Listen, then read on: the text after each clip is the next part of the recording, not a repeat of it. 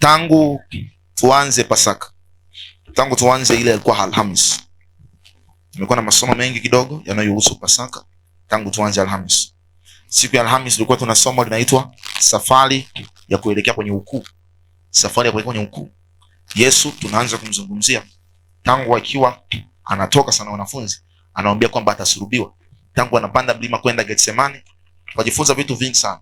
Tukajifunza kuhusu habari za walipokuwa Getsemani, kitabu cha Mathayo sura ya 23 tulisoma almost chote. Tukajifunza kuhusu jinsi ambavyo Yesu alitembea na wanafunzi mpaka Getsemani. Bwana Yesu asiwe sana. Tukajifunza mengi, tukazungumza kwamba katika safari ya kuelekea ukuu kuna kitu kinaitwa vita. Bwana Yesu asifiwe. Hakuna safari yote ya kuelekea ukuu isiyokuwa na vita.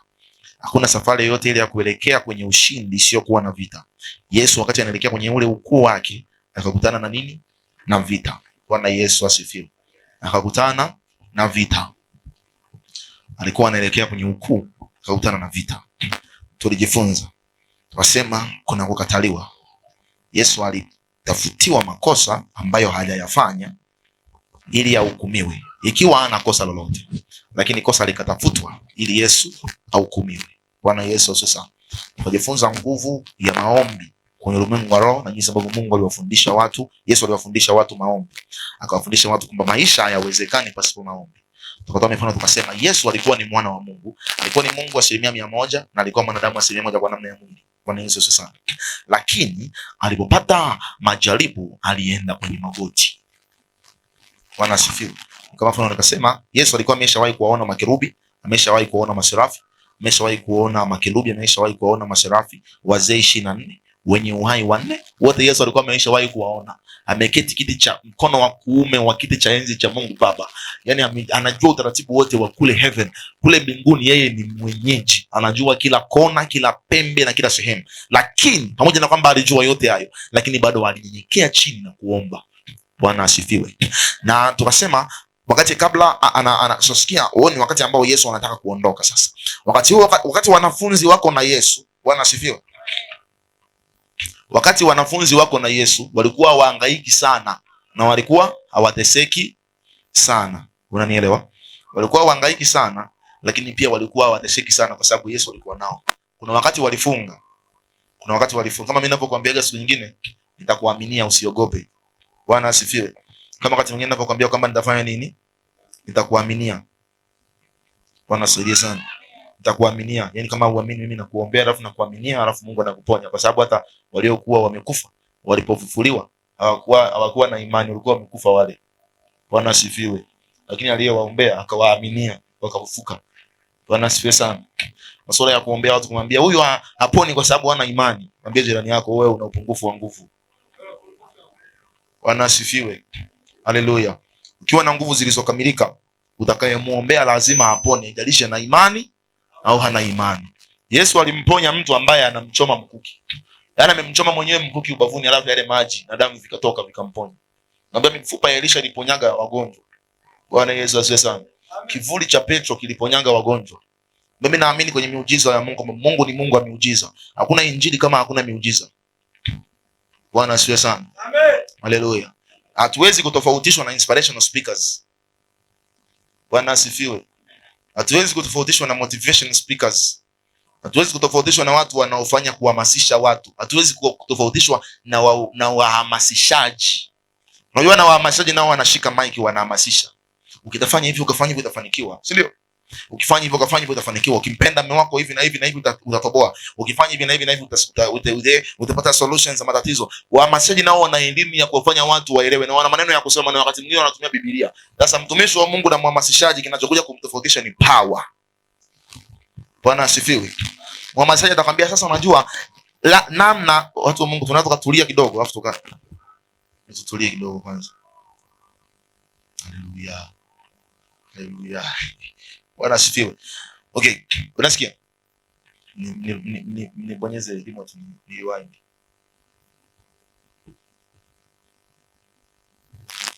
Bwana asifiwe. Haleluya. Bwana asifiwe sana. Unasikia? Nilikuwa nasema nini? Yes. Watumishi wa Mungu na wahamasishaji, inspirational speakers na motivational speakers, kinachotofautisha sisi ni nguvu. Bwana Yesu asifiwe sana. Wewe kama ukiwa na matatizo ya ndoa ukaenda kwa motivational speaker, atakwambia sasa unatakiwa mume wako uanze kumpikia hivi, sawa? Uanze kumpikia hivi, uanze kufanya hivi, akija tu pale ndani ufanye hivi, na akija usivae magwagulo, utafute kale kanguo ka kuombea msamaha. Bwana Yesu asifiwe sana. Hako ndio uvae. Sasa huyo ni inspirational na motivational speaker. Lakini mtumishi wa Mungu must use power. Pamoja na kwamba atakupa, lakini lazima atumie nguvu. Kwamba hivi yule mpango wa kando wa mume wako akiwa anatembea, Bwana Yesu asifiwe sana, akimuona mume wako aone mdomo umehamia huko, aone kumbe bahati mbaya nilichukua mtu ambaye hana mdomo. Bwana asifiwe sana. Kwa hiyo alazimishwe kumwacha tu mmeo. Bwana asifiwe sana. Hallelujah. Inspiration na motivational speaker akikwambia kuhusu kazi kwamba unatakiwa uweke ratiba, uweke hivi, utakufundisha, utapata elimu. Bwana asifiwe sana. Uwe na maarifa lakini pia uwe na nguvu, power. Bwana asifiwe. Ndio hapa mfano nikwambia, kuna mwanga mmoja, kuna mtumishi wa Mungu mmoja, wale walikuwa Alhamisi, nikwambia na wajibu yule ambaye kwenye profile yangu ni nani, watu wananiuliza ni nani yule anakuwa kubwa. Bwana Yesu asifiwe sana. Nikwambia anaitwa Joseph Ayo Babalo, alizaliwa mwaka 1994 akafa mwaka 1959. Alikuwa ni mtumishi wa Mungu. Wakati huo kwa hakuna radio, hakuna gazeti, hakuna cameras, hakuna Facebook, hakuna Twitter sehemu unaweza kuhubiri injili, hakuna mahali gani watu wataweza kusikia injili. Bwana Yesu asifiwe sana. Maana alikuwa anatembeaga na kengele, lakini ile kengele akipiga hivi inatoka na upako. Yaani ule mlio, ukila unajua mlio wa kengele unaenda kumalizia, si ndio? Ule mlio ukitoka wa Ayo Babalo la ile kengele, Ayo Babalo la akipiga inatoka mlio una upako. Ukifika kila nyumba utakaposikika, yule mtu atakayesikia ule mlio lazima aje kusikiliza injili, aidha anataka ama hataki. Bwana asifiwe sana. Hallelujah. Lakini kama ingekuwa ni inspiration na motivational speakers, wangemwambia Ayo Babalo la sasa, ili watu wanakuja kanisani kwako, jitahidi uwe nenda kwenye misiba yao, wakifa uwe unaenda kwenye misiba na wewe unapika masufuria yao, unanielewa? Wakiwa wamepata nzengo, unaenda kwenye nzengo ili wakujue, wakuelewe. Lakini power can attract anything. Bwana asifiwe sana. Nguvu ina uwezo wa kuvuta chochote na ikaleta chochote. Bwana tusaidie sana. Bwana Yesu asaidie sana. Hallelujah. Sasa tunasema Pasaka, kufufuka kwa Kristo. Hapo nyuma iliitwa sikukuu ya mikate isiyotiwa chachu. Bwana asifiwe. Baadaye ikaonekana kama sikukuu ya kuchinja. Walichinja mwanakondoo, alafu walipomchinja wakachukua damu yake wakampaka kwenye miimo ya milango na miimo ya madirisha. Ile nayo ilikuwa Pasaka. Bwana tusaidie sana. Wakachinja mwanakondoo, alafu damu yake wakapaka kwenye madirisha, kwenye miimo ya milango na miimo ya madirisha. Alafu akaja akapita malaika wa mauti. Bwana asifiwe. Akiua kila mzaliwa wa kwanza wa chochote kile cha ambao hawajachinja na kupaka damu kwenye miimo. Alafu alipopita akaua kila mzaliwa wa kwanza kwenye nyumba ya Farao na wazao wa Misri. Akafa mzaliwa wa kwanza mpaka wa kuku, wa mbuzi, wa ng'ombe, kila sehemu Misri ulikuwa ni msiba. Kulikuwa hakuna mtu anaweza kwenda kumfariji mwenzake, maana kila nyumba ina msiba. Kuna mtu alikuwa anampenda ng'ombe wake sana, ng'ombe akafa. Akaanza kusikitika, ng'ombe amekufa na mbuzi naye akafa. Bado hajamaliza kusikitika, mbuzi amekufa na kondoo naye akafa. Hajamaliza kusikitika, kondoo amekufa na kuku naye akafa. Hajamaliza kusikitika, na mtoto wake naye akafa. Kila sehemu Misri ikawa ni sehemu ya vilio na maombolezo na shida. Bwana Yesu asifiwe sana. Amini wakati huo kulikuwa hakuna kuchangiana. Hakuna lambilambi, utampa lambilambi nani? Wote wanataka lambilambi. Kwa hiyo hakuna kupeana lambilambi wala hakuna kwenda kwa msiba wa fulani. Kila mtu na watoto wake waliobaki na mke wake na ndugu zake waliobaki wanashika watoto wanaenda kuzika. Sasa inakuwa bahati mbaya sana kama baba alikuwa mtoto wa kwanza kuzaliwa na mama alikuwa mtoto wa kwanza kuzaliwa na mtoto wao wa kwanza kuzaliwa. Watoto watakaobaki wengine wataenda kuzika baba, mama na kaka yao au dada yao. Bwana asifiwe sana. Sasa Pasaka ina historia nyingi sana. Wakati ulikuwa ni wakati wa ukombozi. Mungu akajionyesha kwa nguvu ya ajabu. Kwa mimi naweza nikasambaza sumu ikaua kila kitu na kila mtu, lakini inaua kwa kubagua. Bwana asifiwe. Mungu akazionyesha nguvu zake kwenye nyumba ya Farao. Baada ya Farao kuyaona hayo yote, akamwambia Musa, nimewapa uhuru sasa watu wako, watu wa Mungu waende wakamtumikie Mungu wao. Bwana tusaidie sana. Watu wakaondoka sasa, wakaenda kumtumikia Mungu. Wakauliza wameenda nini? Wakasema sisi tunapoenda kumtumikia Mungu, hatuachi kitu, hatuachi hata kwato. Maana hatujui ni nini ambacho kitahitajika huko tunaenda. Bwana asifiwe. Ndipo nakushauri leo, wewe na nyumba yako yote na ukoo wako na familia yako na watoto wako, usiache chochote nyuma, usiache kitu nyuma. Wacha vyote uende navyo ukamtumikie navyo Mungu, maana huwezi jua nini kitahitajika. Ukiwa unatoka nyumbani, usiache uzao wako, usiache hata mgeni anaweza akaja hapa akawa back vocal, wewe hujui. Bwana asifiwe. Ukiwa unatoka nyumbani unakuja kanisani, usiache mtu nyuma. Anaweza akaja hapa akawa mpiga makofi, akawa mpiga vigelegele. Anaweza akaja hapa akapewa tarumbeta akapiga. Bwana asaidie sana. Amen. Haleluya. Amen. Haleluya watu wa Mungu. Amen. Haleluya wateule na wachache wa Mungu. Amen. Bwana asifiwe. Amen. Sawa, sasa ulikuwa ni utangulizi. Kwa hiyo sasa kama Pasaka ndio ilikuwa hivyo, nataka niende moja kwa moja pap kwenye hit point. Leo Yesu amefufuka. Kwa kitabu cha Mathayo sura ya 28 mstari wa 7.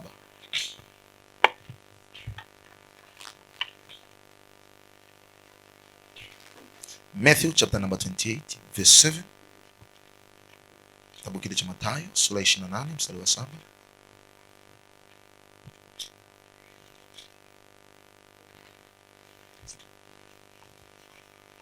Watu wa Mungu nawatoa sasa hivi mwende mkapikie familia zenu. Bwana asifiwe. Mathayo ile 28 mstari wa 7. Amen. Nitasoma kitabu cha Mathayo 28 mstari wa 7. Nanyi nendeni upesi mkawaambie wanafunzi wake amefufuka katika wafu, na tazama awatangulia kwenda Galilaya, ndiko mtakokumuona. Haya nimekwisha kuambia. Wakaondoka upesi kutoka Kaburini kwa hofu na furaha nyingi, wakaenda mbio wakawapasha wanafunzi wake habari. Na tazama Yesu akakutana nao akisema, salamu. Wakamkaribia, wakamshika miguu, wakamsujudia. Kisha Yesu akawaambia, msiogope, enendeni mkawaambie ndugu zangu waende Galilaya, ndiko watakakoniona. Nao wale walipokuwa wakienda, tazama baadhi ya askari waliingia mjini, wakapasha wakuu wa makuhani habari ya mambo yote yaliyotendeka. Wakakusanyika pamoja wazee, wakafanya shauri, wakawapa askari hela nyingi, wakawapa fedha nyingi, wakisema, semeni ya kwamba wanafunzi wake walikuja usiku wakamuiba sisi tulipokuwa tumelala. Bwana Yesu asifiwe. Amen. Yesu ameshafufuka. Bwana Yesu asifiwe sana. Walienda watu Kaburini kumtazama, na walipokuta hayupo, malaika wa Bwana akawatokea akawaambia, hayupo Kaburini, nendeni mtamkuta Galilaya, nendeni mkawapashe habari wanafunzi wake. Yesu asaidie sana. Bwana asaidie sana. Sasa Yesu, kilichotokea baada ya kufuka nini?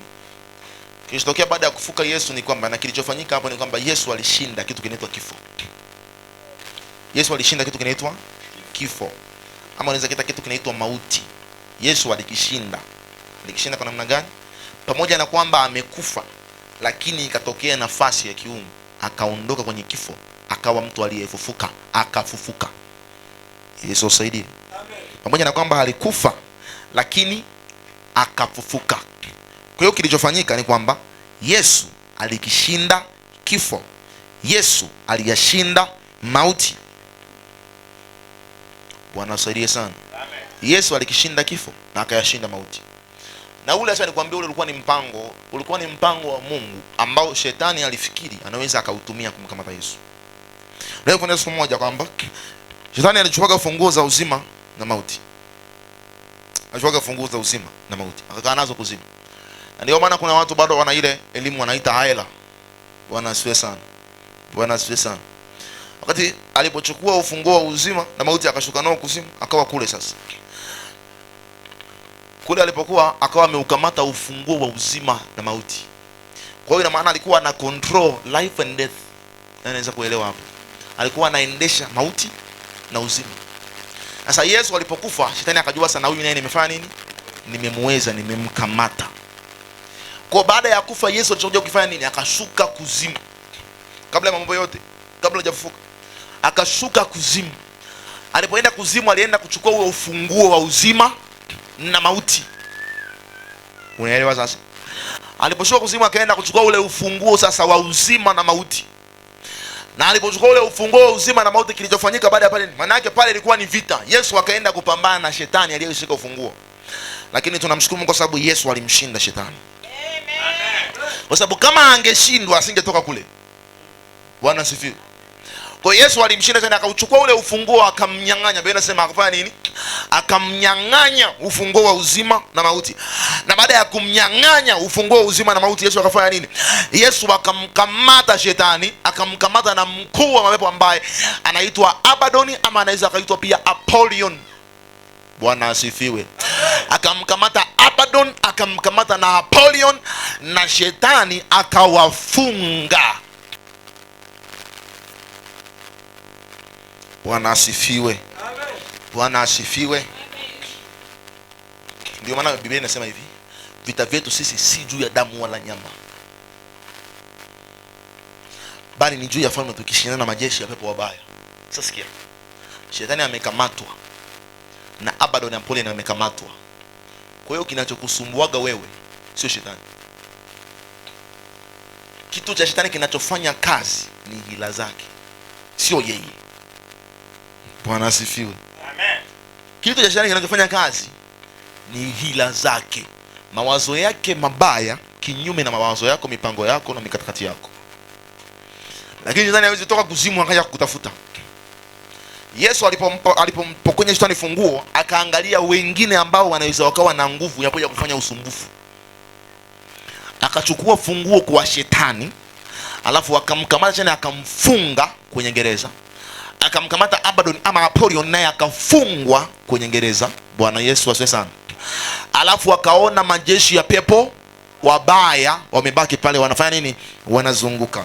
Lakini alipoona majeshi ya pepo wabaya, akaona majeshi ya pepo wabaya, watu wangu walioitwa kwa jina langu wakiwa ndani yangu na nikawa ndani yao, hakuna pepo mbaya anaweza akamshinda mtu aliyeokoka.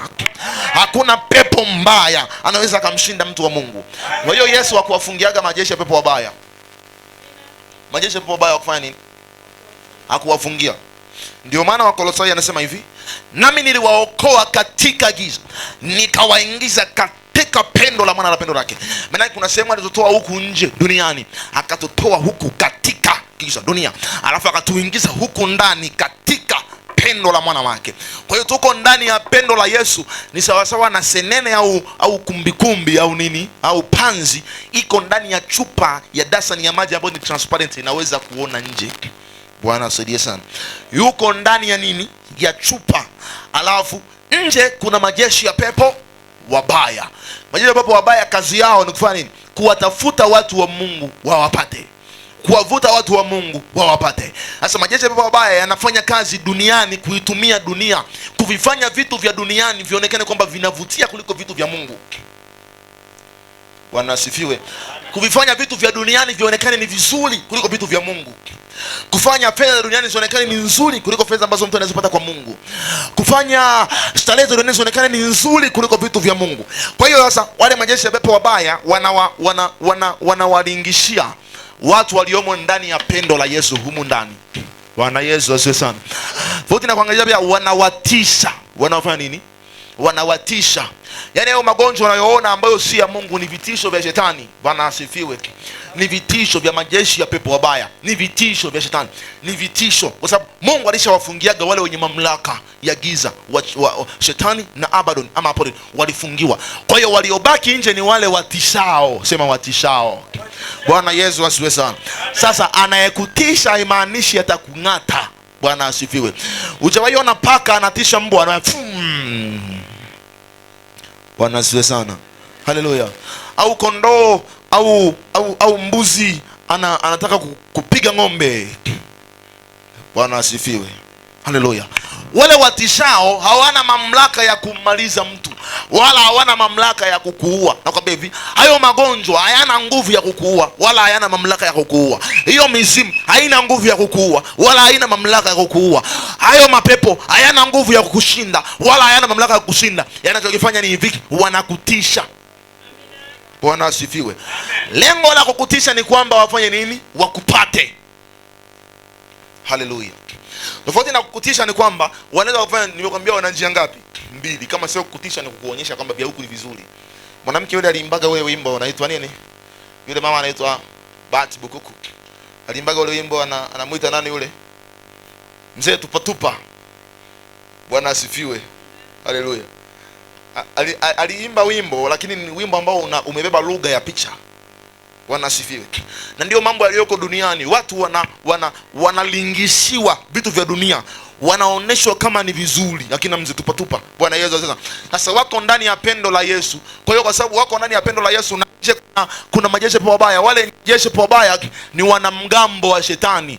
Wako nje wanalia, huyo. Uko ndani ya pendo la Yesu, lakini wanakuita huyo Mama Miriam, huyo.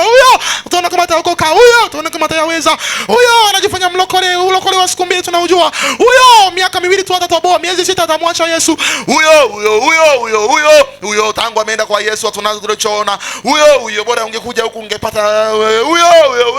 Toka kwa Yesu ungekuja, kuna madanga, kuna masponsa, kuna watu ambao watakupa hela. Wewe fulani, Johnny, wewe Juma, wewe uko uliko, sio huyo.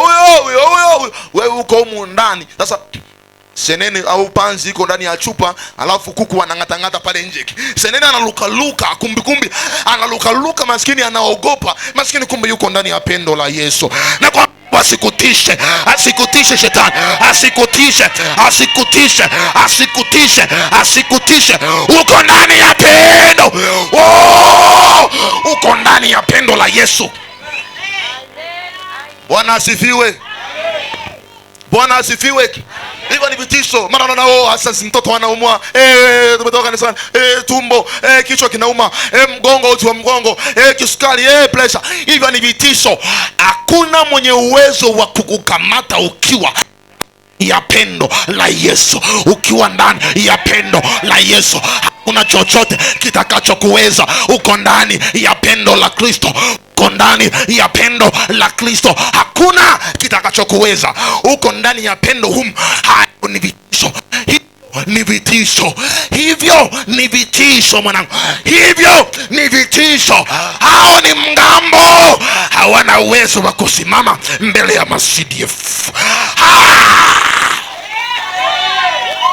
Haleluya. Yesu ni jemedali wa vita Bwana, na waliompokea aliwapa uwezo wa kufanyika kuwa watoto wa Mungu. Haleluya. Mtoto wa mfalme ni mfalme. Mtoto wa jemedali ni jemedali. Ni nguvu. Shetani akiwezi kumshinda. Shangilia, sema amina. Haleluya. Amen. Ya kelele useme amen.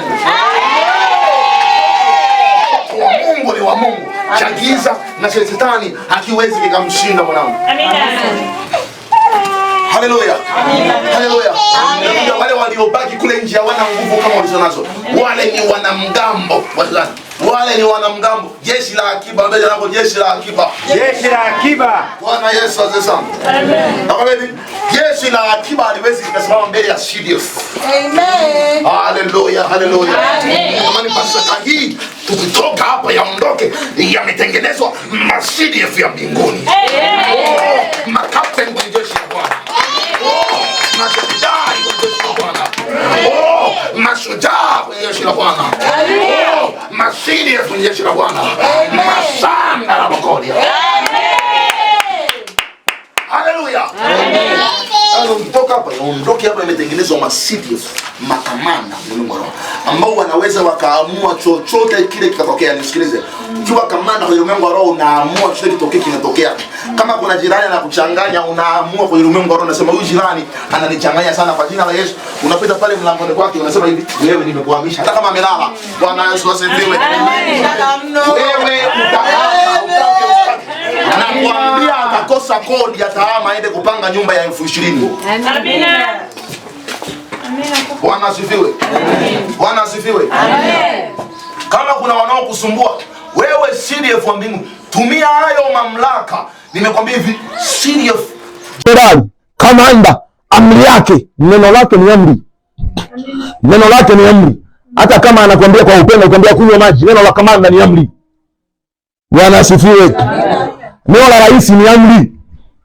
Hata kama ni la upole, hata kama ana sauti ya upendo, hata kama sema wanangu wa Tanzania, hata na wazee, hiyo ni amri. Haleluya. Amen. Neno la makamanda watu wenye ulimwengu wa roho ni amri kwa shetani. Amen. Bwana Yesu asifiwe sana. Haleluya. Nataka ukiondoka hapa uondoke umesha kuwa CDF, uende huko yaliko, uambie neno likisomwa na CDF kamanda dude la mbinguni Hiyo sio ombi, hiyo ni amri. Ile wewe okoka, hiyo ni amri. Atake ataokoka, asitake ataokoka. Sema amina, amina, amina. Haleluya, haleluya. Jamani, watoto wa makamanda wa jeshi la Mungu wakiondoka,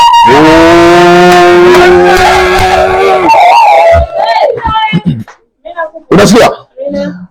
Baada ya ile kazi ya Yesu kuifanya, Yesu akakirimiwa jina kutoka majina yote. Yesu alishinda testi ngapi? 2. Testi ya kwanza akayastahimili maumivu na mateso ya msalaba. Alafu testi ya pili akaenda kwa shetani ambaye naye anahisi ana nguvu. Unanisikia?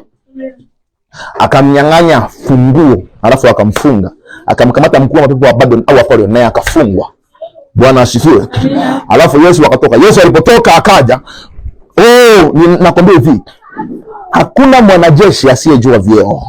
Haleluya, haleluya, haleluya. Yesu alipotoka, kilichofuatia akapewa nyota zingine nyingi, akapewa nyota, akapewa vyeo. Nataka na wewe ujitafutie kazi kamoja kwenye ulimwengu wa roho, ukafanya ili kutoka mule Yesu akupe nyota. Nataka ujitafutie jukumu kamoja kwenye ulimwengu wa roho, ukitoka kule Yesu akupe cheo. Bwana asifiwe sana. Nakumbuka wakati nina miaka 15, Bwana asifiwe, very young, miaka 15, nikajitafutia kazi moja, Yesu akanipa cheo. Sema amina. Amen. Sema amina. Amen. Kuna mchawi mmoja, alikuwa ni mchawi, sawa? Nimekamata kwa miaka mingapi? 15. Nilikuwa mdogo sana, very young, mdogo kabisa, na miaka 15. Nikatafuta mti, siku moja kwenye maombi nilikuwa nimefunga siku 10, nafikiri kama zilikuwa sio siku 15. Nilikuwa mdogo sana. Nikitafuta kijiti, unasikia? Nimekwambia hivi, ujitafutie kajukumu kakufanya ili ukitoka upewe vyeo. Bwana asifiwe.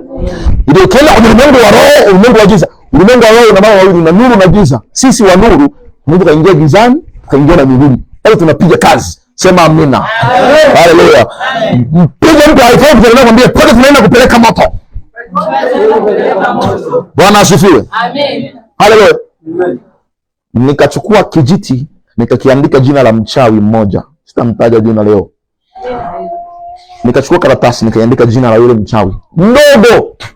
Alafu nikaifunga kwenye kile kijiti. Nikaweka kwenye suruali la shule. Kwa hiyo kila nikiwa naenda shule na ikamata ile suruali na nasema hivi, na kutoboa macho kwa jina la Yesu. Nimeshampa jina mule. Nikawa nafanya nini? Namtoboa macho, nambinya. Kile kijiti nakibinya, nasema wewe mchawi fulani fulani, na kutoboa macho. Very young, nafanya kama mchezo, lakini kwenye ulimwengu wa roho mambo yanafanya kazi. Nakwambia tangia siku hiyo ninahisi kabisa Mungu alinipa nyota 2. Amina. Bwana asifiwe. Kwa hiyo nikiingia kwenye ulimwengu wa roho, kwenye vita vyetu si vya damu na nyama, nisikie. Vita vyetu si vya damu na nyama. Hakuna mtu aliyenielewa hapa. Haleluya. Haleluya. Haleluya. Nataka uchukue jina la ugonjwa mmoja unaomsumbua, hata kama sio wako, hata kama unaomsumbua, kumwambia Mungu nakuleta huyu ugonjwa, naupa wiki 3, wewe umeshaisha na umefutika. Bwana atusaidie. Yesu atusaidie. Haleluya. Nakwambia sasa, wakati huo nikiwa mdogo, natembea na katika kijiji, tembea kwa zaidi ya mwezi, tembea kila siku, nakabinya macho, nakatoboa macho. Wakati naendelea, kuna mwingine tuko tunasali pale kwenye kanisa, akawa anakuja, akisikia tumekuwa wengi siku hiyo, anakuja kwenye kanisa, watu wakiinua mikono anawashusha. Inua mikono nikuonyeshe, inua. Watu wakiinua mikono, yule mchawi sasa huwezi kumfunza kanisani, anawaambia shusha, mnainua mikono ya nini? Mnainua mikono ya nini? Nikasema wewe bibi, you don't know me. Au nijui vizuri. Na nilipoenda nikaenda kijiji kingine, nikakiandika jina lake, nikiweka mfano kabla. Sasa kuanzia sasa hivi nataka niwe na kuogopesha. Ukiona yeye utoroke, yani ukimbie. Kwa hiyo nilikuwa natembea naye na mbuni, afu nimwambia na kujaza woga. Yeye bibi alibadilisha njia, miaka miwili sijamuona, nikafikiria amehama au amefariki. Siku moja nikaenda kwake, nikasema lazima niende nikamwangalia bibi yule mmea. Kila siku namshuhudia. Nikiwa mdogo, nakwambia uende ujipe kajukumu fulani. Unaweza kujipata kajukumu kama maisha yako. Kwani ukae maskini? Ndio maana nimeingia kwenye hili jukumu mpaka nijipate. Haleluya. Haleluya. Yesu alijipa jukumu. Mungu alikuwa ambaye nani nipe jukumu la kwenda kuokoa ulimwengu. Akasema nipe mimi Baba. nikienda kule nitashughulika mpaka waokoke. Niko tayari mtukanwe, lakini wataokoka. Niko tayari nivuliwe nguo, lakini wataokoka. Niko tayari nifungwe ndevu, lakini wataokoka. Niko tayari nipigwe makelele, lakini waokoke. Nichoe kwetu, lakini waokoke. Kazi la mimba, lakini waokoke. Niwe msalabani, lakini waokoke. Wanikatae, lakini waokoke. Haleluya! Wanasifiwe. Wanasifiwe.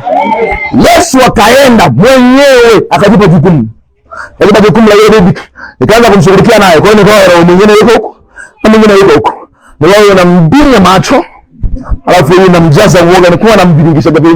Ndio nikaenda kumshughulikia yule, natembea nambiringisha. Huyo anaenda shule. Watu ambao kama katika sema kuna tembea haraka sana. Na wabiringisha biringisha nambinya macho. Huyu nambinya macho. Baada ya miezi miwili, yule wa kubinya macho mpaka leo ni kipofu haoni, nakwambia. Mpaka leo ni kipofu haoni. Hata kutaka nikupeleke kuonesha yule pala yule leo ame baba. Haoni. Haleluya. Haleluya. Yesu akaonyesha nguvu za ajabu. Alipotoka kuonyesha zile nguvu, Mungu akasema, umekuwa kamanda mwanangu. Umekuwa kamanda mwanangu. Umekuwa kamanda. Ninakukurimia jina. Sasa ninakupa jina. Nikipale majina yote. Maana umekuwa kamanda. Ninakupa jina. Ninalopita kila jina. La mbinguni, la duniani. Nikisikia jina lako, lazima nipige magoti.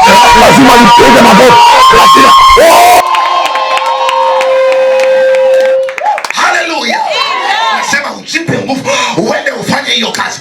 Ushughulikie hicho kitu mpaka kitokee. Bwana akikuona anasema hii toto langu limekomaa. Mwanangu amejitahidi. Mwanangu ameingia hii tozi ya maji. Anajua kuogelea akikaa ndani ya maji. Masaa mawili yapumui. Akitoka ndio anapumua. Alafu anarudi tena anawakanyaga majini baharini. Anawakanyaga. Mashanda la makolia. Haleluya. Wale kutoka nyumbani kwambia mke wangu, leo nikivaa viatu nataka nivae viatu vya kikomando. Ili nikienda niwafundishe watoto ukomando. Watu watoke hapa wakiwa makomando. Nikamwambia leo sivai suti. Leo navaa manguo ya kwenda vitani. Siendi vitani naenda vitani na nguo za vita. Leo tumekuja kwenye vita. Nataka mwanangu kiloga kwa uondoke. Umejaa moto wa vita.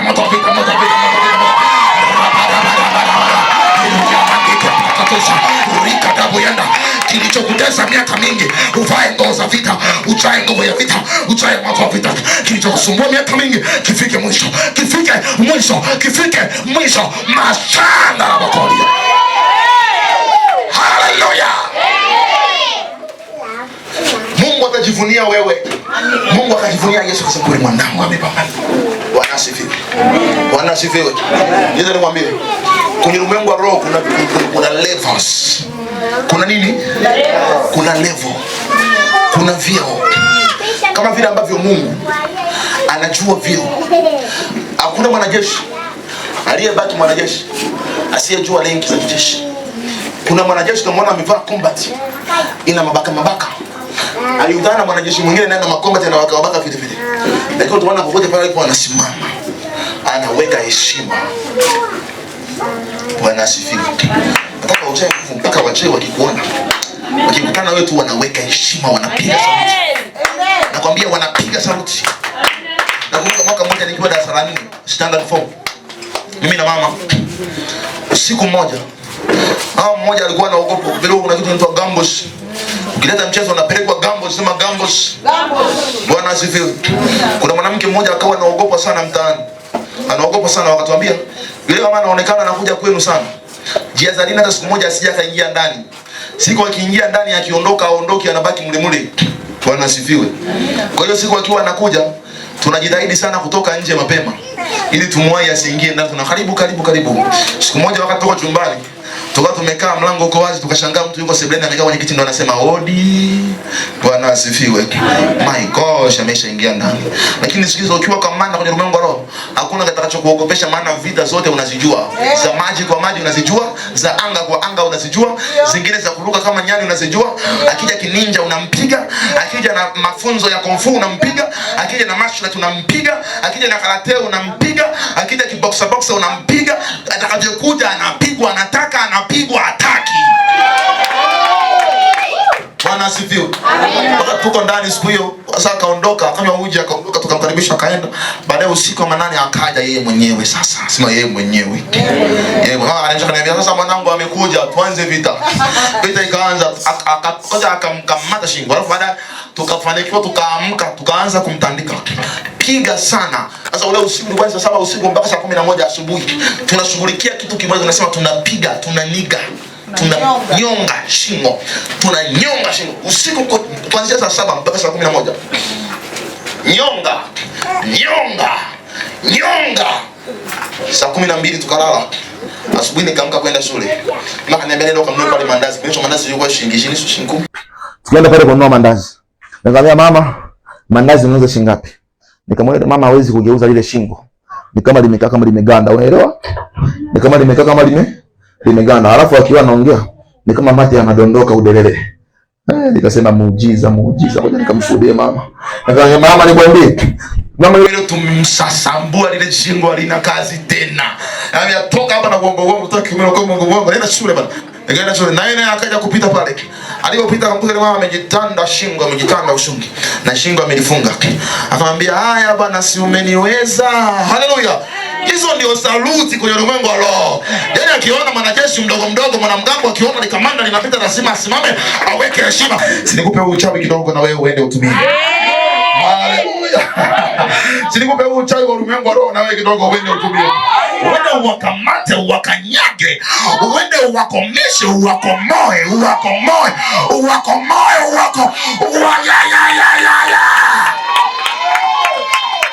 Haleluya. Haleluya. Akaenda hospitali kupima, hakuna ugonjwa. Dawa iliyotumika pale ni kwa jina la Yesu. Sema amina. Kwani hakuna madawa mamiti, ni jina la Yesu limetumika. Akaenda kupima, hakuna ugonjwa. Akatoka kupima, hakuna ugonjwa. Shingo linaendelea kuuma, linaendelea kuvimba. Wakamchukua akampeleka kwa mganga wa kwanza Mwanza. Mganga akasema nimeshindwa, hii ngoma ni nzito, siwezi kutoboa. Akapeleka kwa mganga wa pili Mwanza, akashindwa, hii ngoma ni nzito, siwezi kutoboa. Akasafirishwa akaenda kupelekwa Geita. Akavuka Ndono Geita, Ndono Sengerema, akavuka maji akaenda kutafuta mganga. Alipoenda kwa mganga wa Sengerema, yule ambaye walikuwa wanamwamini sasa. Wakamwambia tumeambiwa shingoni umeviringishiwa nyoka. Bwana lake. Haleluya, haleluya. Si mtu anayechukua hiyo nyoka akaviringishia wachawi wake tu. Chukua hiyo nyoka ukaviringishie. Chukua ukawapeshe.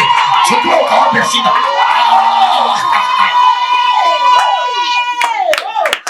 Anasema mtumishi unahubiri injili gani? Biblia inasema kitabu cha Kutoka hivi, usimwache mwanamke mchawi akaishi. Hana ruhusa ya kuishi. Anayeroga watoto wako tumwache aishi. Anayeroga watoto wa watu anachukua msukule, anawachukua anawapeleka wakalibe mpunga. Tunazika kumbe jika magogo tujazika watu. Hao wachawi lazima tuwakamate,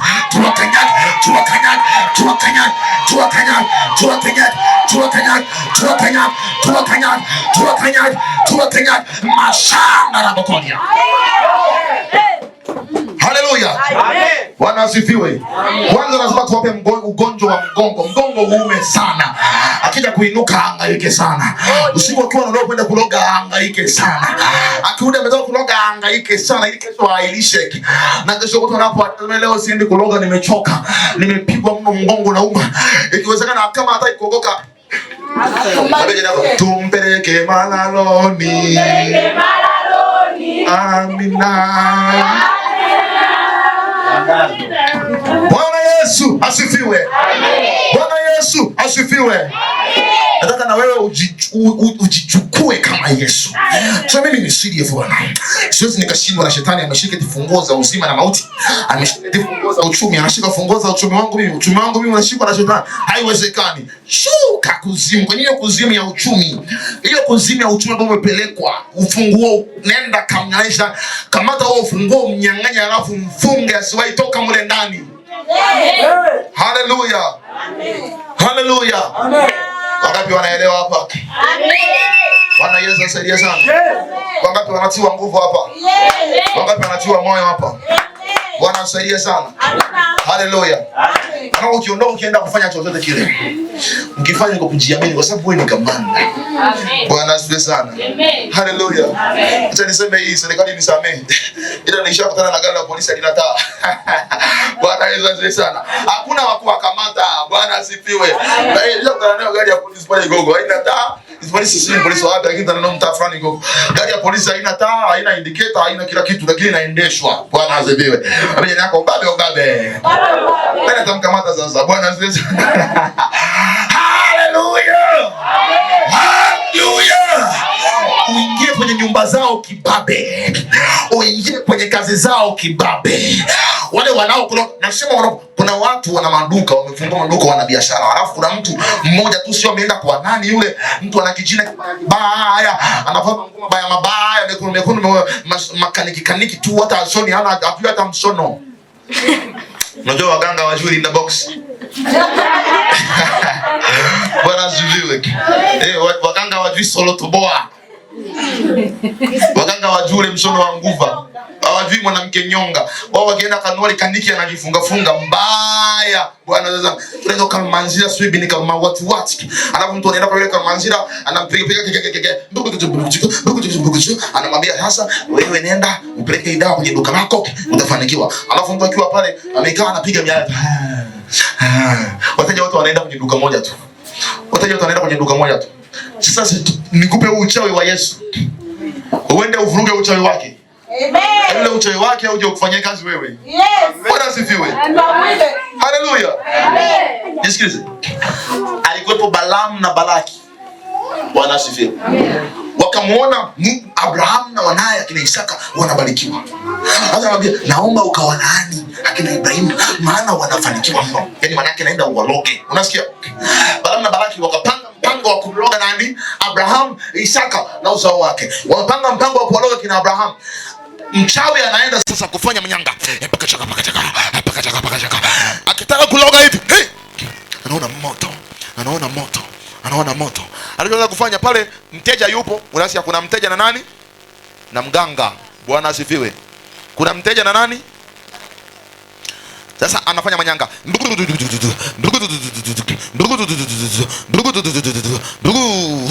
Haya, wanainua laana kwenda kumloga. Ikiinuka laana, wanaona moto unakuja.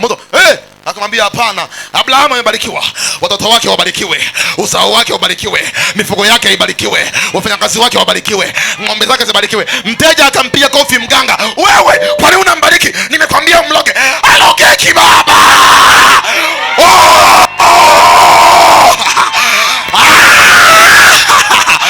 Wachawi wako wakienda kukuloga waanze kukubariki.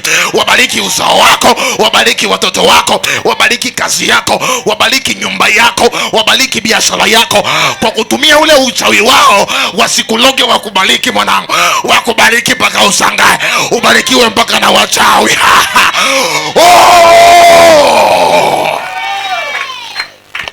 Mkamata jirani yako mwambie CDF, Captain, Major, Commander, Commando. Mwambie ukienda kule kuzimu, nenda kawapelekee moto. Ukienda kwenye ulimwengu wa giza, nenda kashushe moto. Wanyang'anye funguo zote. Chukua funguo zote. Chukua utawala mwamba. Chukua utawala mwamba.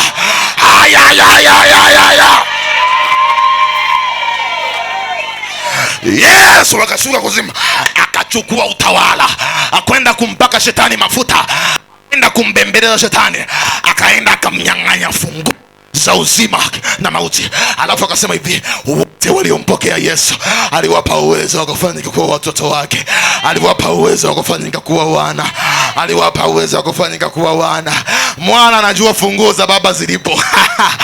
Haleluya. Mwana anajua Baba akitoka kazini, funguo ya gari ananing'iniza hapa, funguo ya pikipiki ananing'iniza hapa, funguo ya nyumba tunafichaga hapa chini ya mlango.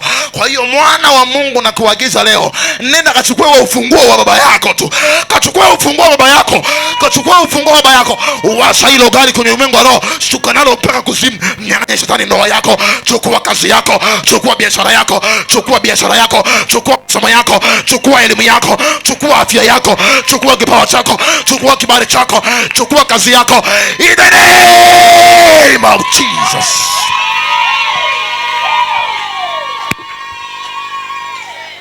Hallelujah, hallelujah, hallelujah.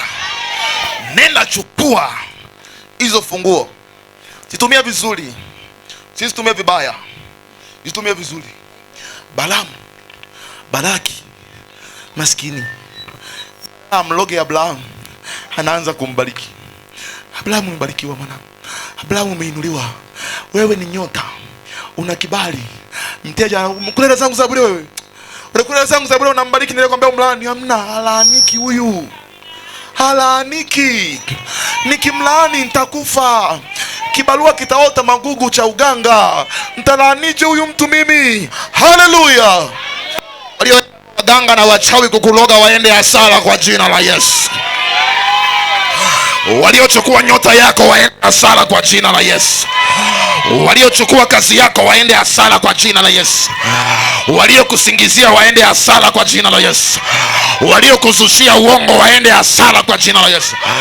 Waende hasara kwa jina la Yesu. Waende hasara kwa jina la Yesu. Wewe ni ukuhani wa kifalme, uzao mteule, mtu wa miliki ya Mungu, mwana wa Mungu. Baba yako alikaa kaburini siku 3, na alipokuwa kaburini, alikuwa kaburini missionary. Mwambie jana yako, alikuwa kaburini strategically, alikuwa kaburini kimkakati. Yesu asifiwe sana. Unateseka kimkakati, unapata shida, nikwambie tu kati. Haleluya.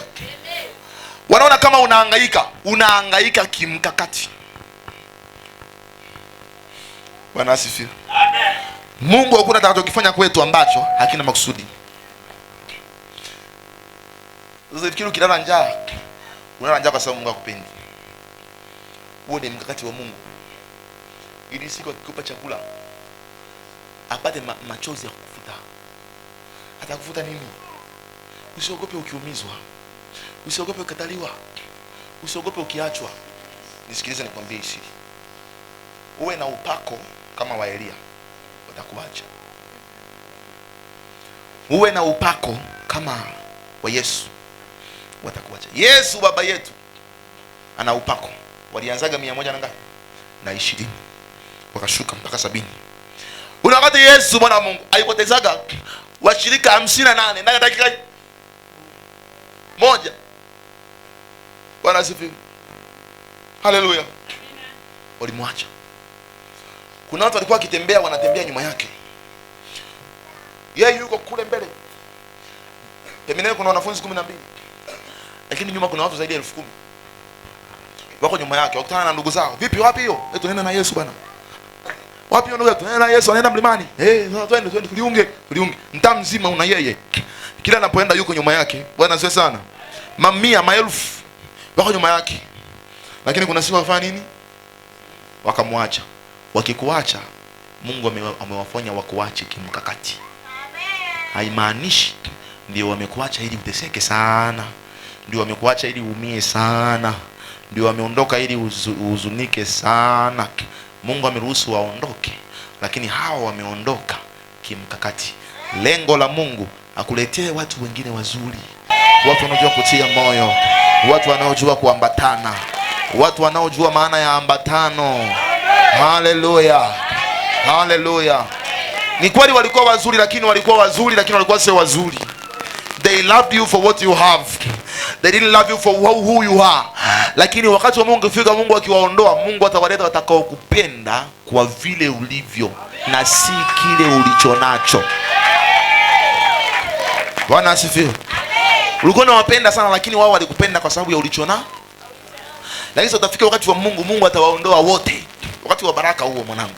Wewe wakati wa kuondoka kwenye baraka, utashangaa umebaki peke yako. Mungu anataka kuletea watu wanaokupenda kwa jinsi ulivyo. Wanaokupenda kwa kile ulichonacho. Wanaokupenda kwa vile ulivyo na si kwa kile. Bwana asifiwe. Bwana asifiwe. Ukiwapata wanaokupenda kwa vile ulivyo, utaenjoy. Nakwambia utaenjoy. Ukiwapata wanaoipenda kazi ya Mungu kwa vile ilivyo, mchungaji mwenyewe anafurahi. Anafurahi kweli. Bwana asifiwe. Anafurahi kweli. Anaona ndio wamesema partnership. Wamesema mwisho wa mwezi tutakuwemo. Ndio wamesema tuna mchango, hata wajua wanachangia nini. Mlikuwa mnachangia bendera za taifa. Ndio wameona kuna mchango, wajua wanachangia nini. Wamechanga. Bwana Yesu asifiwe sana. Alafu ndio wakawaambia sasa, pamoja na kwamba mtakuja na viti, lakini lazima mnunue mbuzi ichinjwe. Bwana Yesu asifiwe sana. Mpike na wali, mnunue na soda. Wakasema nayo tutafanya, hamna shida. Wakasema pamoja na hiki lakini lazima muwepo, hata kama ni sikukuu mnaenda kuemea, lakini lazima mje ibadani Alhamisi, Ijumaa na Jumamosi. Wakasema na hapo tunayapiwa, tutafanyaje? Tutakuwepo. Wakasema pamoja na kwamba leo ni sikukuu, lakini kanisani lazima mje.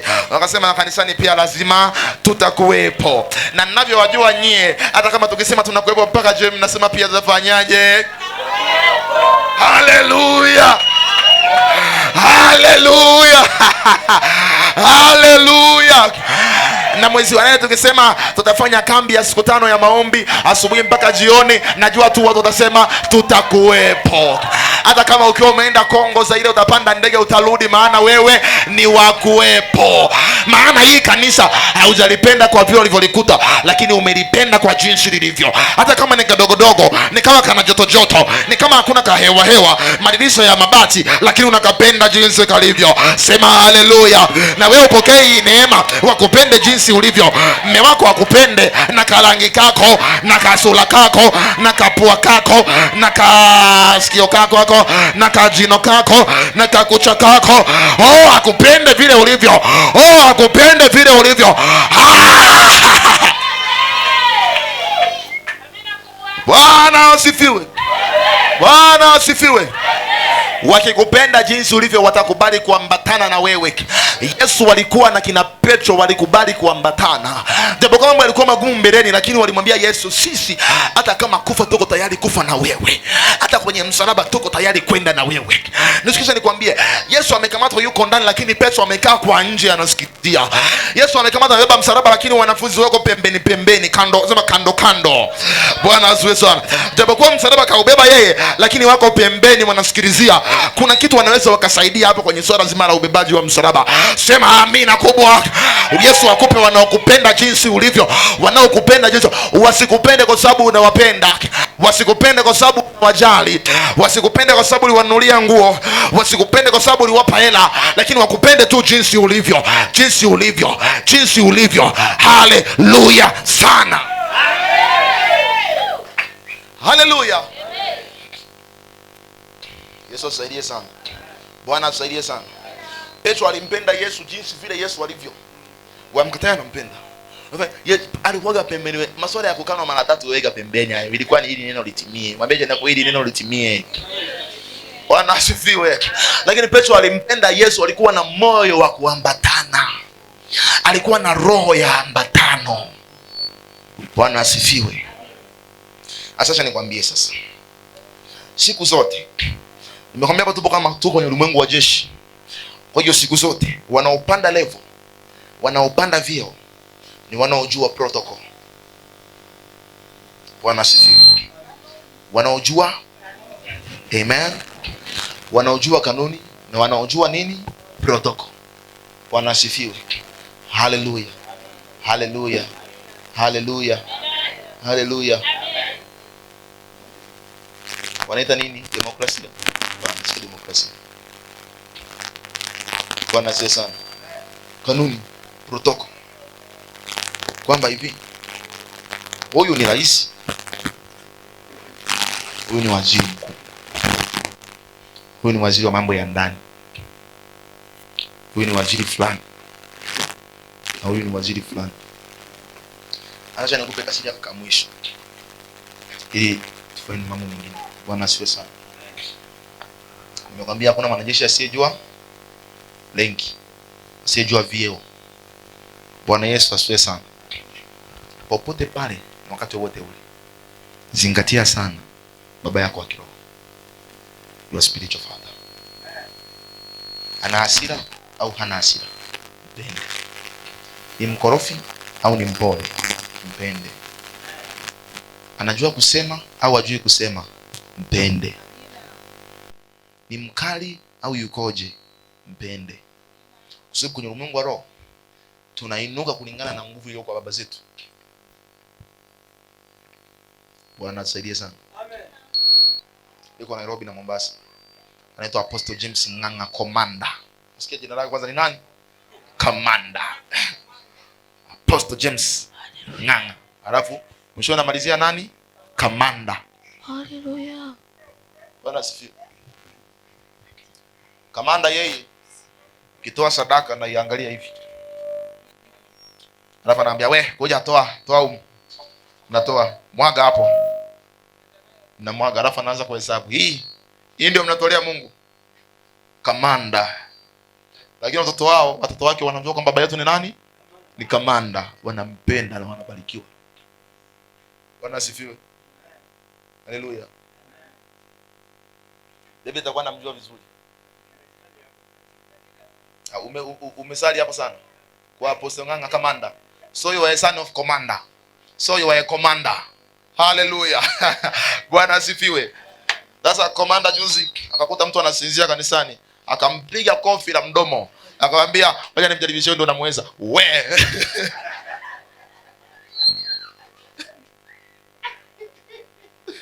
Bwana asifiwe sana. Akamchapa kofi la mdomo. Bwana usisinzia. Na yule aliyekaa pale ni mchungaji msaidizi.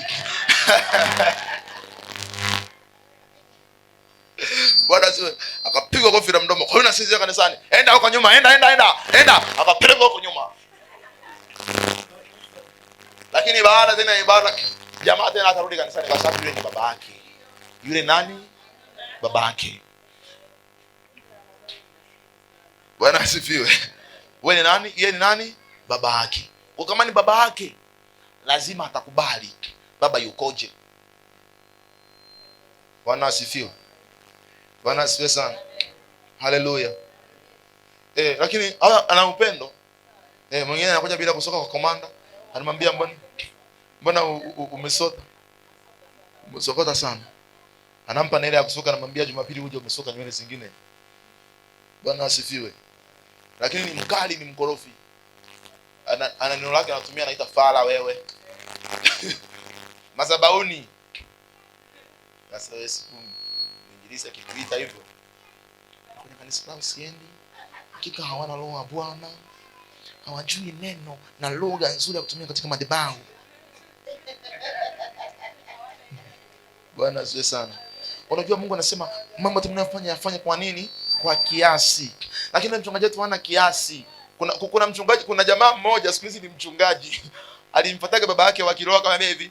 Tunawatambua kwa matunda yao. Tunda la huyu ni baya. Bwana asifiwe. Alipoenda kujenga kanisa, akajenga kanisa la mifuko. Yale. Yesu alisamee, lakini sasa yeye ndo ameshaharibu protocol. Bwana Yesu asifiwe sana. Ndio kashamuita baba yake wa kiroho, anamwambia baba, tunawatambua kwa matunda yao. Tunda lako ni baya. Anamwambia mchungaji wake, baba yake wa kiroho. Alafu naenda kaenda kwa mchungaji. Watoto wake wote watakuwa wanamuona matunda yake ni nini? Ni mabaya. Kwa hiyo watakuwa wanakaa kanisani, wakija kanisani wanakuja kusali, wamekuja kuchunguza tunda la mchungaji. Je, tunda lake je, ni nzuri? Kwa hiyo ukiona unauliza washirika wake, mpo pale kanisani, mpo pale? Tupo tunaangalia kama tutafiti. Ujasiaga washirika wanasema hivyo. Na ujue na baba yao naye alikuwa anapenda kufiti. Kwa hiyo akipata washirika wote wanataka waje wafanye nini? Wafiti. Akikaa anaona mwinjilisti mwenyewe akianza kuwia amalizi. Akisema tunaanza kuomba amalizi, sijafiti mwenye niende. Akija kuangalia aliyefiti. Bwana Yesu asifiwe sana. Anakuja kanisani saa 4, mwinjilisti anakuja saa 6. Nilikuwa naomba. Sema amina. Haleluya. Anakuja anaangalia, tumekuja saa 3 kanisani mpaka saa 5. Mchungaji wa jamii naondoka, anaomba, baba nakushukuru kwa sababu ni mwamba imara, jiwe la pembeni ngome imara. Baba ulisema ya kwamba tujipeleke wenyewe, maana pazia la hekalu lilishafanya nini? Lilishapasuka. Anamsubiri mchungaji. Nishaona mshirika wa hivyo. Anamsubiri mchungaji, anakuja. Ibada inaanza saa 11. Mchungaji kaja saa 11 dakika 20. Washirika wamekuja saa 11 kamili. Kwa hiyo wanataka na mchungaji aje saa 11 na ngapi? Kamili. Walivyoangalia saa 11 dakika 5 wakasema tuanze kusali. Pote pale Mungu anaweza, walipo wawili watatu Bwana yuko katikati ya nani?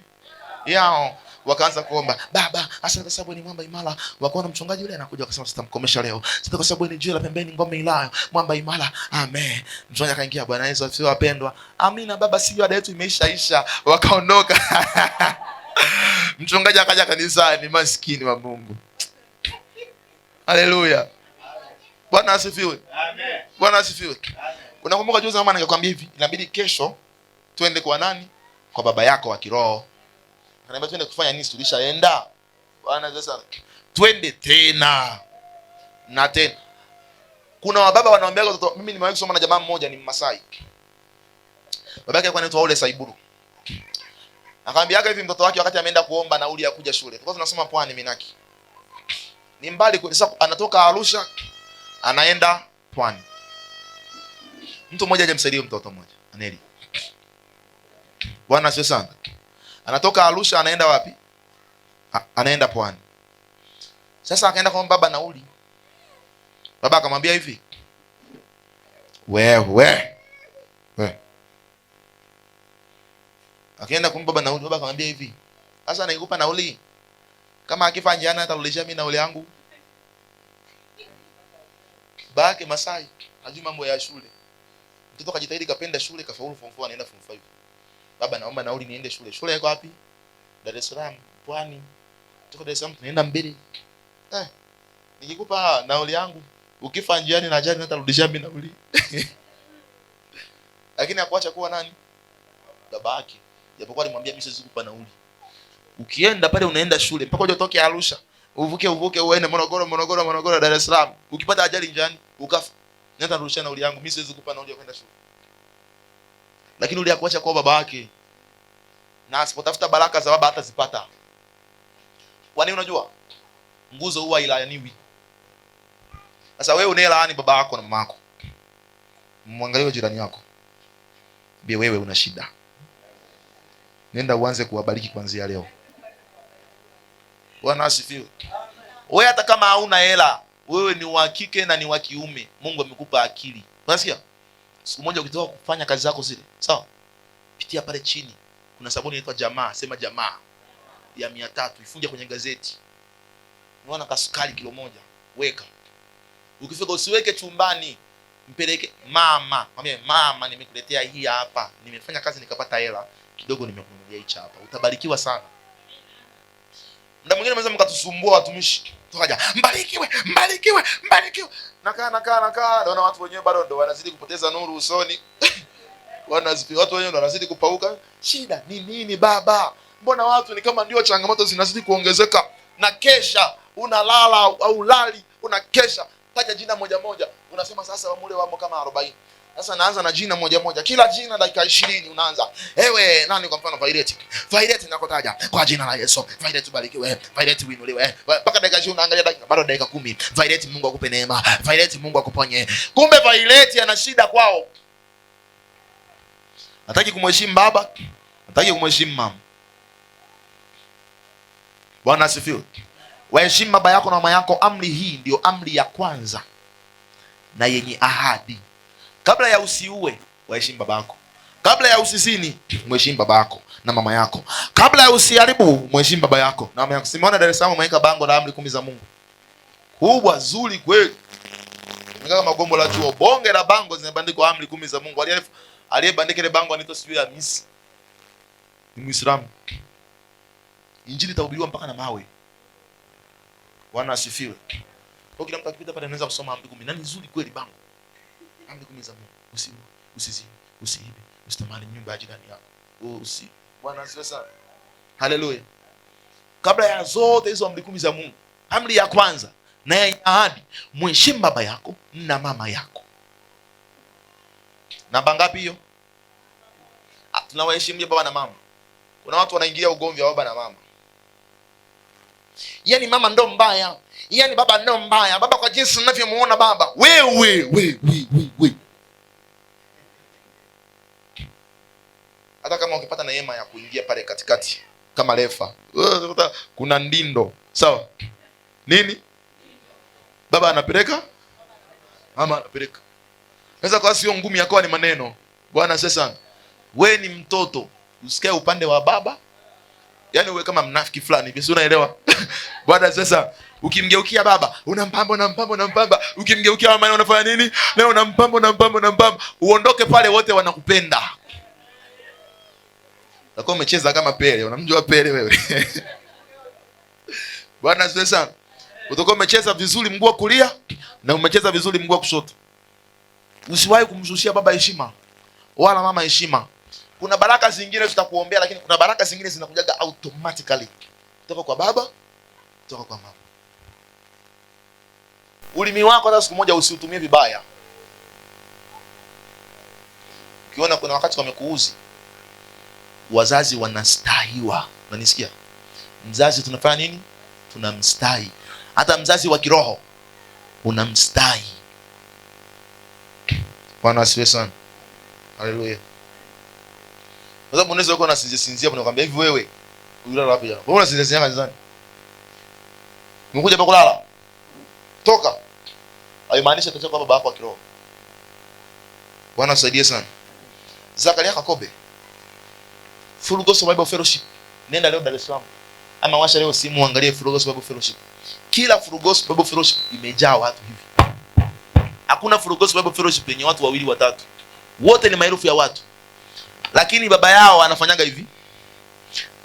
Wewe unaona hapa, haya kwenye fungu la 10 weka tiki, unaweka tiki. Ikijayo hauweki tiki. Baba yako anakuwa anaangalia, huyu fungu la 10 leo hajaweka tiki.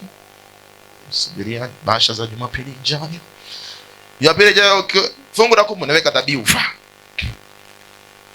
Anaiangalia. Leo tena hajatoa fungu la 10. Siku moja anakuwa amesimama madhabahuni. Zakaria Kakobe. Nimekwambia kanisa lina maelfu ya watu. Anasimama madhabahuni anasema, haya. Marco Bakari. Simama juu. Nimefundisha fungu la 10 miaka yote, hauelewi. Shika Biblia yako. Nyuma geuka. Mlango uliokuleta ndio ukupeleke.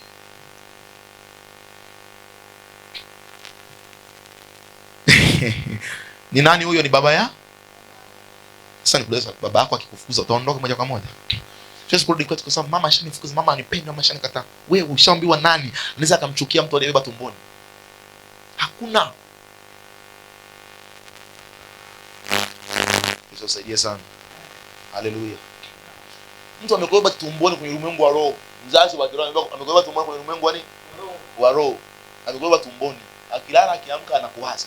Akikaa akitembea anakuwaza, anakufikiria. Sio kama nikiwa naendesha pikipiki. Niambia sasa, unajua napoteza muda sana. Kwa hiyo nikiwa naendesha pikipiki kutoka hapa nafanya kazi Gogo. Naendesha pikipiki kutoka Maina mpaka nifike Gogo, naenda naomba rabasha nderebo kolia. Eri karaba. Uzuri elementi na nisaidia, lakini kama sio elementi ungekuwa unaniona mweo. Bwana asifiwe. Lakini naambia naendesha pikipiki unafanya nini? Naomba, nakutaja. Baba, mtazame Emmanuel Wameko. Baba Emmanuel Wameko, namleta mbele zako. Baba Emmanuel Wameko, rabadabada katika jina la Yesu. Baba, mama fulani wa Kisesa. Baba, tazama anatoka mbali sana. Baba, mtazame mama fulani. Baba, mpaka nafika Igogo. Nikishika tena pikipiki kuanza kurudi tena naanza na jina moja moja mpaka la mwisho. Baba fulani wa fulani. Baba mkumbuke. Baba muinue. Baba mbariki. Alafu nasema baba, mzazi wa kiroho kitu gani? Bwana asifiwe. Yakobo alikuwa anawaambia geuka nyuma, geuka mbele, tembea. Lango uliokuleta ukuondoe, upende kutoa fungu la 10 na kufundisha kila siku kuelewa. Nenda. Kuna wazazi wengine ni wa hivyo. Wazazi wengine wanapaka, mwanangu, unajua ninapozungumza kuhusu zaka, Mungu ndio sema aliyosema tumjaribu. Wewe ni mzazi wa hivyo. Lakini kuna mzazi mwingine anasema, wewe nitakwambia mara ngapi? Hauelewaki tu. Hivi wewe akili yako waga haitaji eti. Toa fungu la 10. Ujinga. Hapo Songanga anamwambia acha ufarafara. Bwana asifiwe. Watoto wa Israeli kwa wakigeuka nyuma wakaenda, wakifika mlangoni wanajifikiria huyu ni baba. Anageuka tena kanisani, anashika Biblia, anatembea kwa magoti, analia machozi mpaka madhabahuni. Baba niombee leo. Anaombewa rehema za Mungu. Anaenda anakaa, anarudi kwenye kiti anakaa. Bwana asifiwe. Bwana asifiwe. How do you honor the man of God ambaye Mungu amemweka chini yako? Unambebaje? Unamchukuliaje mtu wa Mungu ambaye Mungu amemweka kwa ajili yako? Unamchukuliaje? Utakavyomchukulia hivi ndio Mungu atakavyokuchukulia hivi. Ukimchukulia hivi na Mungu anakuchukulia hivi. Biblia inasema hivi, nimeweka malaika kwenye kanisa la Israeli. Hao malaika walikuwa wanazungumzwa, sio wale malaika Mikaeli na nani washuka duniani. Walikuwa ni mitume, wachungaji na manabii walio kwenye kanisa. Ukitaka kujua vizuri, kuna wakati walimuona Petro hapa, wakageuka nyuma tena wakamgoja na Petro tena yuko hapa. Petro akanatokea mara ngapi ngapi? Mara mbili. Siku ile wakati tunasoma nikamwambia andikeni kitabu. Nakumbuka niandika Matendo ngapi? Tulikuwa tunaenda kutoa sadaka Jumapili iliyopita. Nikamwambia andikeni Matendo. Bwana asifiwe. Sababu malaika wa Bwana alikuwa amekaa ndani ya Petro. Kwa hiyo Petro kama malaika mlinzi kwa ajili ya watoto wake. Biblia inasema hivi, hapo kwenye Yesu, kwenye hii habari za kufa na kufufuka kwa Yesu. Ilikuwa hivi, Yesu apigwe ili kondoo afanye nini? Watawanyike. Bwana asifiwe. Anasema hivi, aliwaambia wanafunzi, leo ndio siku ambayo watakuja nini? Kunikamata. Kama ilivyoandikwa, nitampiga mchungaji na kondoo watatawanyika. Bwana asifiwe. Bwana asifiwe sana. Sasa yule ambaye amekaa mbele yako amekinga kifua. Kwa hiyo kondoo apigwe ili atawanyike. Mchungaji ndo anapigwa ili kondoo atawanyike. Siku yote ile ukiona kanisa lina yumba, kanisa lina shida, watu wa Mungu wanakuja wanatoroka wanaacha, ujue shida sio kondoo. Bwana asifiwe sana. Ujue shida kuna sehemu mchungaji kataandikwa. Kwa sababu wachungaji siku zote wanaishi maisha ya tahadhari. Unajua wanaishi maisha gani? Mshale mwingine anakuja huko, mwingine anakuja risasi ya miguuni anaruka, yeye anakuja risasi ya chini anainama. Kwa sababu wakati wote sasa sikiliza, huyu amekuja na huyu na huyu na huyu na huyu na huyu na huyu na huyu na huyu, kila mtu ana shida zake, ana maroho ya kwao, ana wachawi wanaomloga. Unakuta mwingine analoga kutoka Arusha, kuna mchawi yuko Arusha anamlogea mume wake amwache. Kuna mwingine mchawi wa dukani kwake kule kwenye biashara yake, kuna mtu mwingine anaenda kwa mganga Sumbawanga, huyu mtu anapata matatizo. Unanielewa? Bwana sana. Na huko nako tena kuna watu, kila mmoja ana maroho ya kwao, madhabahu za kwao, magiza ya kwao. Sasa wewe ndio umekaa pale unasema sasa mimi ndio mwamba, madhabahu zote leteni hapa, maroho yote leteni hapa. Ushaona wachungaji wanabakia kuwa maskini? Unajua kwa nini? Kanisa limekuja limebeba manini? Maroho ya kila aina, madhabahu za kila aina. Mchungaji anakaa pale ameweka kifua, so mimi ndo nani? Mwamba komando CDF la hapa Shiro. Mkija nye maroho, uchawi, uzinzi, vinyamkera, laana, mikosi yote njooni hapa kabla hajafikia kondoo zangu huku. Mchungaji akai nyuma. Biblia inasema hivi, msio kama wachungaji wa mishahara ambao wapo kwa ajili ya mishahara wala hawawajali kondoo. Amini, kuna wachungaji Biblia inaoita wachungaji wa mishahara. Wapo kwa ajili ya nini? Ya mishahara, hawajali kondoo. Wenyewe ni toa ndugu, toa. Bwana anakuona mpaka kwenye moyo wako, mpaka kwenye kona ya moyo. Toa hicho ulichonacho, toa. Toa kwa jina, toa. Nikimaliza kutoa, anakuwa anazungukia. Unashaona mwewe kipindi tunachinja pale, mmeona mwewe alikuwa anazungukia ngozi. Bwana asiwe. Kwa mtu mwingine anakuwa anazungukia madhabahu ya sadaka. Haleluya. Bwana Yesu anazidi kuinua kazi yake. Haleluya. Hapo anaangalia ile sadaka kalipe ada. Pole mtoto wako atafeli.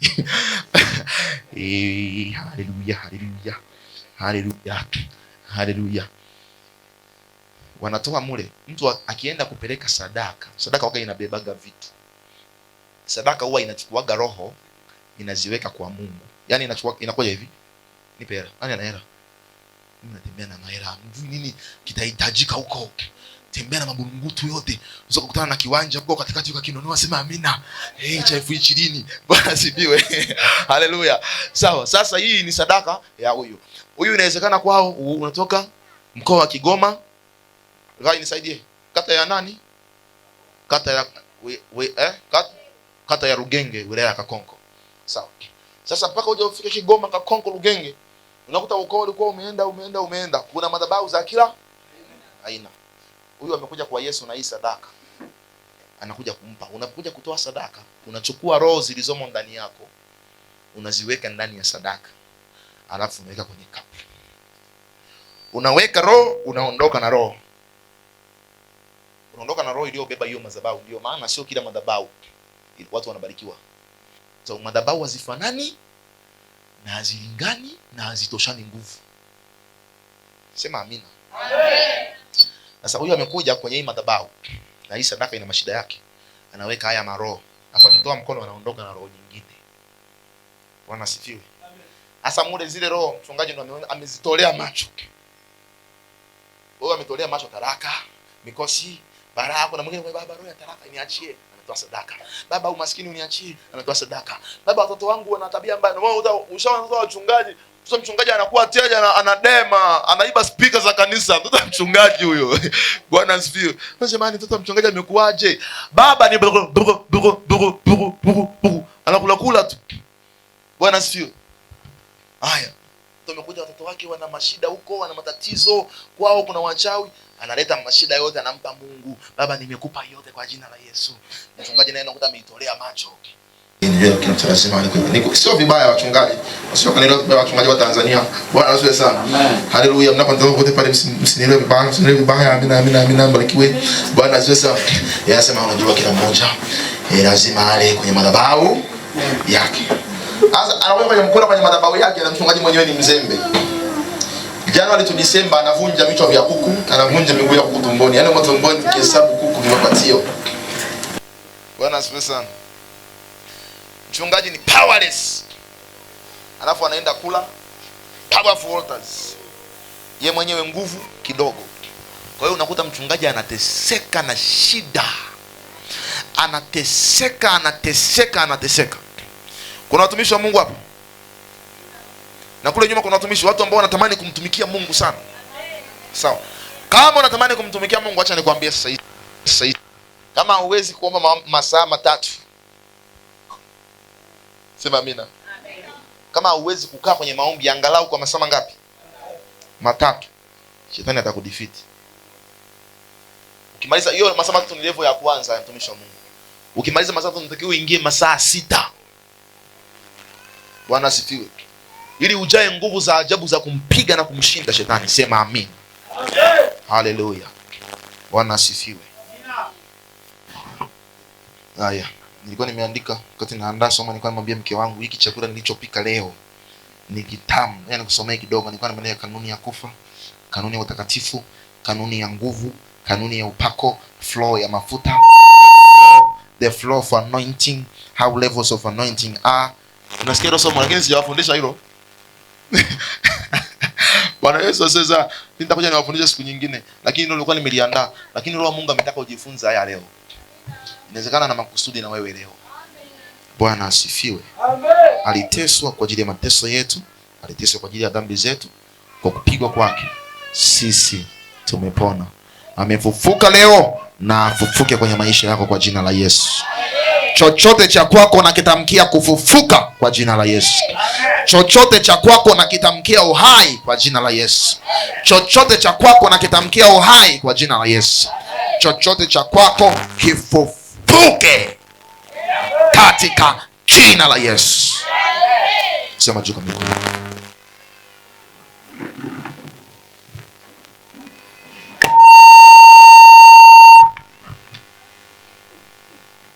Sema Bwana Yesu, siku ya leo ya kufufuka kwako, nami Bwana ninafufuka.